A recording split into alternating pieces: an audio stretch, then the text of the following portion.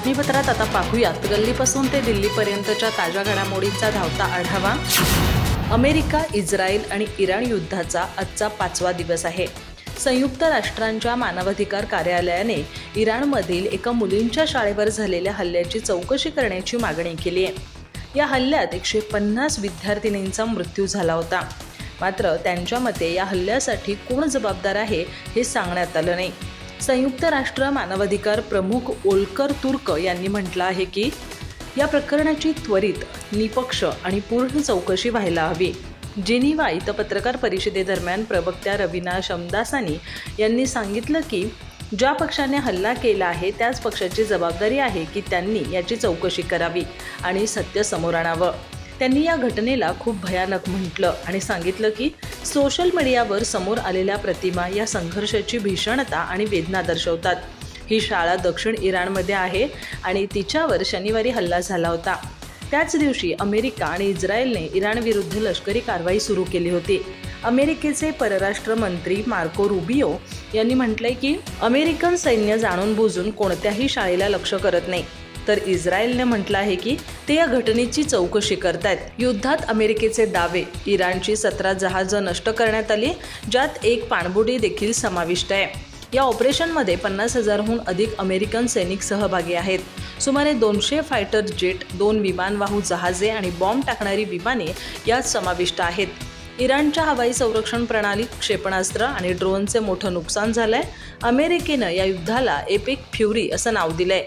याचा अर्थ भयंकर राग असा होतो। आंतरराष्ट्रीय राजकारणात काँग्रेसला अजूनही तितकंच महत्त्व आहे। कदाचित ते नरेंद्र मोदी यांच्यापेक्षा जास्त असेल। इराण-इस्रायल युद्धासंदर्भात भारताने भूमिका मांडणं गरजेचं आहे। इराणसारख्या देशाच्या राष्ट्रप्रमुखांची हत्या होते आणि भारताकडून शोक संवेदनाही व्यक्त होत नाही। पाकिस्तानच्या पंतप्रधानांची हत्या होते तेव्हाही भारत शोक व्यक्त करतो, त्यांच्या अंत्यसंस्कारामध्येही भारत जातो। पण इराणबद्दल काही बोलायला तुम्ही का घाबरत आहात, असा सवाल राऊतांनी केंद्र सरकारला केलेला आहे। संजय राऊत म्हणाले की राज्यसभेची जागा ही मवियाची आहे। मविया एकत्र असेल तेव्हाच ही जागा निवडून येईल। शिवसेना हा विधिमंडळात सर्वात मोठा पक्ष आहे। आमचे 20 आमदार आहेत तर 16 काँग्रेसचे आमदार आहेत। राष्ट्रवादी काँग्रेस शरदचंद्र पवार पक्षाकडे 10 आमदारांचं संख्याबळ आहे। आम्ही जेव्हा एकत्र राहू तेव्हाच एक जागा निवडून येईल। आम्ही एकत्र राहणं गरजेचं आहे। उद्या उमेदवारी अर्ज भरण्याचा महत्त्वाचा दिवस आहे। काल जयंत पाटील आणि सुप्रिया सुळे हे उद्धव ठाकरेंना भेटले, त्यांच्यामध्ये प्रदीर्घ काळ चर्चा झाली। आज सायंकाळपर्यंत या संदर्भात निर्णय जाहीर होईल। कोणताही एक पक्ष या संदर्भात निर्णय जाहीर करू शकत नाही, कारण आघाडी आहे, सर्व चर्चा झालेल्या आहेत। पण निर्णय जाहीर करणं एका पक्षाच्या हातामध्ये नाही। संजय राऊत म्हणाले की दिल्लीतील काँग्रेस नेत्यांनी उद्धव ठाकरे यांच्याशी राज्यसभेच्या संदर्भात चर्चा केली आहे आणि वारंवार ही चर्चा सुरू आहे। काल राष्ट्रवादी काँग्रेसच्या 2 मुख्य नेत्यांनी उद्धव ठाकरेंशी चर्चा केली। तिन्ही पक्षांमध्ये चर्चा आणि संवाद सुरू आहेत। सर्व काही ठरवून केलं जाईल। 3 पक्ष काही 3 उमेदवार उभे करणार नाही, एकच उमेदवार राहील, तो तिन्ही पक्षांचा असेल। मविया म्हणून आम्ही ही जागा जिंकू, त्यात काहीही अडचण नाही। राज्यसभेसाठी भाजपने आज उमेदवार यादी जाहीर केली।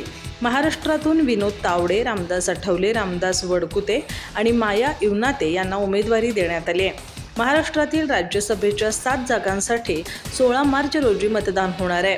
भाजपचे राष्ट्रीय महासचिव अरुण सिंह यांनी ही यादी जाहीर केली। राज्यसभेसाठी उमेदवारी अर्ज भरण्याची शेवटची तारीख 5 मार्च असून 6 मार्च रोजी अर्जाची छाननी होईल। उमेदवारांना माघार घेण्यासाठी 9 मार्चपर्यंतची मुदत आहे। विनोद तावडे यांनी महाराष्ट्र विधान परिषदेत विरोधी पक्षनेतेपद भूषवलं आहे। त्यांनी शालेय शिक्षण, उच्च आणि तांत्रिक शिक्षण, क्रीडा आणि युवक कल्याण, अल्पसंख्याक विकास तसंच मराठी भाषा आणि संस्कृती खात्याचे मंत्रीपदही भूषवलं आहे। मात्र त्यानंतर पुन्हा त्यांना पक्ष संघटनेत काम करण्याची संधी देण्यात आली। सध्या ते भाजपच्या महाराष्ट्र युनिटचे सरचिटणीस आहेत। अखिल भारतीय राष्ट्रीय कार्यकारी परिषदेचे सदस्य आणि 12व्या आणि 13व्या लोकसभा निवडणुकीसाठी भाजपच्या समन्वय समितीचेही ते प्रमुख सदस्य होते। आता राज्यसभेची उमेदवारी मिळाल्यामुळे ते पुन्हा एकदा संघटनात्मक कामातून मुख्य प्रवाहात आलेत। रिपाईचे रामदास आठवले यांना यंदा राज्यसभेची उमेदवारी मिळणार की नाही याबाबत साशंकता होती। त्यांचा पत्ता कट होणार अशी शक्यताही वर्तवली जात होती। मात्र भाजपने आपल्या कोट्यातून सलग 3ऱ्या वेळेस आठवलेंना राज्यसभेची संधी दिली आहे। विशेष म्हणजे रामदास आठवले यांनी मुख्यमंत्री देवेंद्र फडणवीस यांची मंगळवार 3 मार्च रोजी भेट घेतली होती. त्यांनी स्वतः एक्सवर पोस्ट करून याबाबत माहिती दिली होती. ते म्हणाले होते की मुख्यमंत्री देवेंद्र फडणवीस यांच्याशी भेट घेऊन येऊ घातलेल्या राज्यसभा निवडणुकीच्या पार्श्वभूमीवर सविस्तर चर्चा झाली. सध्याच्या राजकीय परिस्थितीचा आढावा घेत पुढील रणनीती, समन्वय आणि व्यापक राजकीय घडामोडींवर विचारविनिमय करण्यात आला. राज्यसभा निवडणुकीच्या पार्श्वभूमीवर महाराष्ट्रातील राजकीय हालचालींना वेग आलाय. अर्ज भरण्यास अवघा 1 दिवस शिल्लक असतानाही अनेक पक्षांनी आपल्या उमेदवारांची अधिकृत घोषणा केलेली नाही. विशेषतः शरद पवार यांच्या उमेदवारीवरून महाविकास आघाडीमध्ये एकमत होत नसल्याची चर्चा राजकीय वर्तुळात सुरू आहे. त्यामुळे विरोधी आघाडीत संभ्रमाचं वातावरण निर्माण झालंय. दुसरीकडे सत्ताधारी महायुती ही परिस्थितीवर बारकाईने लक्ष ठेवून आहे. शरद पवारांना उमेदवारी न दिल्यास भाजप मोठा निर्णय घेऊ शकतो अशी शक्यता व्यक्त केली जातीये. महाराष्ट्रातून राज्यसभेच्या 7 जागांसाठी निवडणूक होतीये. यापैकी 6 जागा महायुतीकडे तर 1 जागा महाविकास आघाडीकडे असल्याचं संख्याबळाचं चित्र आहे. महायुतीमध्ये भाजपला 4, शिंदे गटाच्या शिवसेनेला 1 आणि राष्ट्रवादी काँग्रेसला 1 जागा अपेक्षित आहे. राष्ट्रवादी काँग्रेसकडून पार्थ पवार यांचं नाव जवळपास निश्चित मानलं जात आहे. मात्र भाजप आणि शिंदे गटाच्या शिवसेनेने अद्याप अधिकृत घोषणा केलेली नाहीये. त्यामुळे राजकीय उत्सुकता अधिकच वाढली आहे. महाविकास आघाडीत एकमेव जागेसाठी तिन्ही पक्षांमध्ये रस्सीखेच सुरू असल्याचं दिसतंय. ठाकरेंची शिवसेना, काँग्रेस आणि पवार गट या तिन्ही पक्षांनी या जागेवर दावा केला आहे.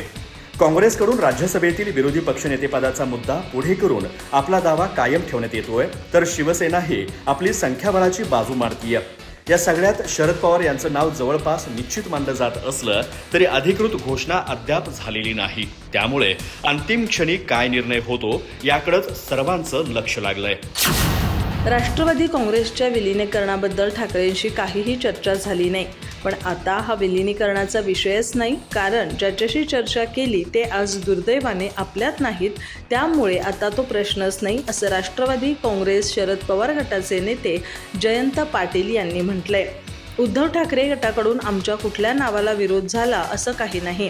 प्रत्येक पक्षाला आपल्या विद्यमान उमेदवारासाठी जागा मिळावी असं वाटत असतं. जयंत पाटील म्हणाले की दोन्ही राष्ट्रवादी काँग्रेसच्या विलिनीकरणाची चर्चा अजित पवार यांच्या निधनामुळे पूर्णपणे थांबलेली आहे. आता ही चर्चा पुढे जाणं शक्य नाही आणि आम्ही कुणासोबत चर्चाही करत नाही. त्यामुळे दोन्ही बाजूच्या भावना काय आहेत हे समजून घेणारच आता नसल्यानं विलिनीकरणाची चर्चा पूर्णपणे थांबली असून यापुढे ही शक्य नाही. विलिनीकरणाची चर्चा अजित पवार यांच्या आग्रहाने सुरू झाली होती, ती पूर्ण होऊ शकली नाही. आता हा प्रश्न बाजूला गेलेला आहे. आमच्यावर दोन्हीही पक्षाला शंका असण्याचं कारण नाही. जयंत पाटील म्हणाले की काल मी आणि सुप्रिया सुळे यांनी उद्धव ठाकरेंची भेट घेतली. शरद पवार यांनी दिल्लीत असणं गरजेचं आहे. त्यासाठी त्यांची राज्यसभेसाठी निवड करण्यात यावी अशी आमची इच्छा आहे. ती उद्धव ठाकरेंच्या कानावर घातली. आमच्या पक्षाने आणि काँग्रेसने एकत्र बसत काल किंवा आज निर्णय घेऊ असं उद्धव ठाकरेंनी आम्हाला सांगितलं. तिन्ही पक्ष एकत्र बसून चर्चा करणार आहोत. मुंबई महानगरपालिकेतील प्रभाग समिती अध्यक्षपदाच्या निवडणुकीपूर्वी राजकीय वातावरण तापलं आहे. 2026च्या निवडणुकीच्या पार्श्वभूमीवर या लढतीकडे मोठ्या चाचणीच्या रूपात पाहिलं जात आहे. अशावेळी महाराष्ट्र नवनिर्माण सेनेने तटस्थ राहण्याची भूमिका घेण्याची तयारी केल्याची चर्चा रंगली आहे. त्यामुळे ठाकरेंच्या शिवसेनेच्या गोटामध्ये अस्वस्थता निर्माण झाली आहे. मनसेने स्वीकृत नगरसेवकाबाबत अपेक्षा व्यक्त केली होती, मात्र ती पूर्ण न झाल्यानेच हा निर्णय घेतला जात असल्याची माहिती समोर येते. मुंबई महानगरपालिकेत ठाकरेंच्या शिवसेनेचे 3 स्वीकृत नगरसेवक निवडले गेले. त्यापैकी 1 जागा मनसेला द्यावी अशी अपेक्षा मनसेकडून व्यक्त करण्यात आली होती. ती अपेक्षा पूर्ण न झाल्यामुळे दोन्ही पक्षांमध्ये चर्चा झाली होती. त्याऐवजी काही प्रभाग समित्यांच्या अध्यक्षपदावर मनसेला संधी देण्याचा पर्याय चर्चेत होता. मात्र आता मनसे तटस्थ राहण्याच्या भूमिकेकडे झुकत असल्याचे संकेत आहेत. या भूमिकेमुळे ठाकरेंच्या शिवसेनेला फटका बसू शकतो, तर महायुतीला त्याचा फायदा होण्याची शक्यता व्यक्त केली जातीये. आज मुंबईतील 17 प्रभाग समित्यांच्या अध्यक्षपदासाठी अर्ज दाखल करण्याची प्रक्रिया सुरू होणार आहे. पुढील 3 दिवसांमध्ये टप्प्याटप्प्याने मतदान होईल. 5 मार्च रोजी CDE-F दक्षिण, F उत्तर, R मध्य, R दक्षिण आणि P दक्षिण या प्रभागांमध्ये निवडणुका होणार आहेत. 6 मार्चला G उत्तर, G दक्षिण, P उत्तर, P दक्षिण, K पूर्व आणि K पश्चिम या प्रभागांमध्ये मतदान होईल. तर 9 मार्च रोजी L, M पश्चिम, M पूर्व, N, S आणि T या प्रभागांमध्ये अध्यक्षांची निवड होणार आहे. काही प्रभागात बिनविरोध निवडीची शक्यताही वर्तवली जाते. अजित पवार हयात असताना राष्ट्रवादी काँग्रेसमधील अनेक सेलच्या प्रदेशाध्यक्षांनी आपले राजीनामे सादर केले होते अशी माहिती समोर आली आहे. 26 जानेवारी रोजी पुण्यात त्यांनी हे राजीनामे थेट अजित पवार यांच्याकडे दिले होते. मात्र त्यावेळी हे राजीनामे स्वीकारण्यात आले नव्हते. आता त्यांच्या अपघाती निधनानंतर पक्षाने कोणतीही कारणं न विचारता हे सर्व राजीनामे मंजूर केल्यानं राजकीय वर्तुळात चर्चा रंगली आहे. पक्षांतर्गत नाराजीचे पडसाद या निर्णयातून उमटल्याचं बोललं जात आहे. राजीनामा देणाऱ्यांमध्ये मनोज व्यवहारे, सुभाष मालपाणी आणि सचिन जाधव यांचा समावेश आहे. या तिघांनी 26 जानेवारी रोजी लेखी पत्र देत आपल्या पदाचा राजीनामा सादर केला होता. त्या दिवशी अजित पवार पालकमंत्री म्हणून पक्ष कार्यालयात गेले होते आणि त्यानंतर जिल्हाधिकारी कार्यालयात झालेल्या ध्वजारोहण कार्यक्रमालाही उपस्थित होते. त्याच दिवशी या पदाधिकाऱ्यांनी पक्ष कार्यालयात जाऊन आपली भूमिका स्पष्ट केली होती. सूत्रांच्या माहितीनुसार या तिन्ही नेत्यांमध्ये प्रदेशाध्यक्ष सुनील तटकरे यांच्या कार्यपद्धतीबाबत नाराजी होती. वरिष्ठांकडून योग्य सहकार्य मिळत नसल्याची भावना त्यांनी व्यक्त केली होती. संघटनात्मक स्तरावर असमानता आणि न्यायाच्या तत्वांचा अभाव असल्याचं त्यांनी पत्रात नमूद केलं होतं. वरिष्ठांकडून असहकार्याची भूमिका घेतली जात असल्यानं संघटन वाढीला अडथळे येत असल्याचा आरोप त्यांनी केला होता. या पार्श्वभूमीवर जबाबदार पदावर राहणं कठीण होत असल्याचं सांगत त्यांनी पद आणि प्राथमिक सदस्यत्वाचा राजीनामा दिला होता. त्यावेळी अजित पवार यांनी हे राजीनामे स्वीकारले नव्हते अशी माहिती समोर येते. मात्र त्यांच्या अपघाती निधनानंतर हेच राजीनामे प्रदेश कार्यालयात पोहोचले आणि कोणतीही कारणमीमांसा न करता ते मंजूर करण्यात आले. त्यामुळे पक्षात अचानक झालेल्या या बदलाकडे सर्वांचं लक्ष लागलंय. ज्या निर्णयाला दादांनी स्थगिती दिली होती तो निर्णय त्यांच्या अनुपस्थितीत त्वरित का घेण्यात आला असा प्रश्न उपस्थित केला जातोय. अमेरिका, इस्रायल आणि इराण यांच्यात वाढलेल्या संघर्षामुळे पश्चिम आशियात तणावपूर्ण परिस्थिती निर्माण झाली असताना संयुक्त अरब अमिरातीत अडकलेल्या महाराष्ट्रातील पर्यटकांना परत आणण्यासाठी राज्य सरकारने पुढाकार घेतला आहे. उपमुख्यमंत्री एकनाथ शिंदे यांच्या पुढाकाराने विशेष व्यवस्था करण्यात आली होती. त्याअंतर्गत 2 विशेष उड्डाणांपैकी पहिलं विमान मंगळवारी रात्री मुंबईत दाखल झालं. सुमारे 70 प्रवाशांना घेऊन हे विमान सुखरूप उतरल्याची माहिती शिवसेनेच्या आमदारांनी दिली. पश्चिम आशियातील संघर्षाची ठिणगी आठवड्याच्या शेवटी अमेरिका आणि इस्रायलने इराणवर केलेल्या हवाई हल्ल्यानंतर पडली. त्यानंतर इराणकडून प्रत्युत्तरात्मक कारवाई करण्यात आली. या घडामोडींमुळे संयुक्त अरब अमिरातीसह परिसरात तणाव वाढला होता. दुबई आणि फौजेरा परिसरात अडकलेल्या महाराष्ट्रातील पर्यटकांमध्ये भीतीचं वातावरण होतं. या पार्श्वभूमीवर त्यांना सुरक्षितपणे परत आणण्यासाठी विशेष उड्डाणांची व्यवस्था करण्यात आली. पहिलं विमान रात्री 9:45 छत्रपती शिवाजी महाराज आंतरराष्ट्रीय विमानतळावर उतरलं. या विमानाने सुमारे 70 प्रवासी मायदेशी परतले. या प्रवाशांचं स्वागत करण्यासाठी शिवसेनेचे आमदार मुरजी पटेल, दिलीप लांडे आणि मंगेश कुडाळकर विमानतळावर उपस्थित होते. त्यांनी परतलेल्या नागरिकांची विचारपूस केली आणि त्यांच्या कुटुंबियांशी संवाद साधला. प्रवाशांच्या चेहऱ्यावर दिलासा आणि आनंद स्पष्ट दिसत होता. या मोहिमेबाबत बोलताना उपमुख्यमंत्री एकनाथ शिंदे यांनी समाधान व्यक्त केलं. त्यांनी सांगितलं की दुबईत अडकलेल्या महाराष्ट्रातील अनेक नागरिकांना मायदेशी परत आणण्यात आज यश मिळालंय. फुजैरा विमानतळावरून निघालेले प्रवासी सुखरूप मुंबईत पोहोचले ही मोठी दिलासादायक बाब आहे. त्यांनी देशाचे पंतप्रधान नरेंद्र मोदी आणि केंद्रीय गृहमंत्री अमित शहा यांचं सहकार्य मिळाल्यामुळे ही घरवापसी शक्य झाल्याचं नमूद केलं.